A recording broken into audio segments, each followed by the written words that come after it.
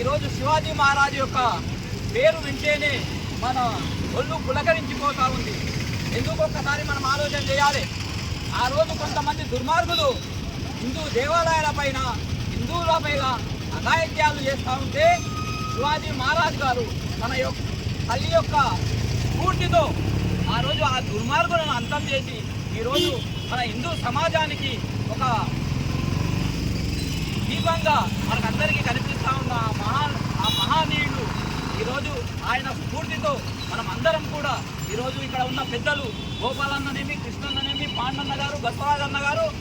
సమాజంలో మన ఐక్యతల గురించి చాలా కష్టపడుతూ ఇక్కడ శివాజీ చౌక్లో ఏ ఒక్క చిన్న కార్యక్రమం చేసినా వాళ్ళ సమయాన్ని, వాళ్ళ అవకాశాన్ని ఇక్కడ వినియోగిస్తూ మనందరినీ ఒక తానికి కలుపుతున్నారంటే వాళ్ళకు భగవంతుడు ఇచ్చిన ఈ అవకాశాన్ని కూడా వాళ్ళందరికీ వాళ్ళ కుటుంబము మనందరం కూడా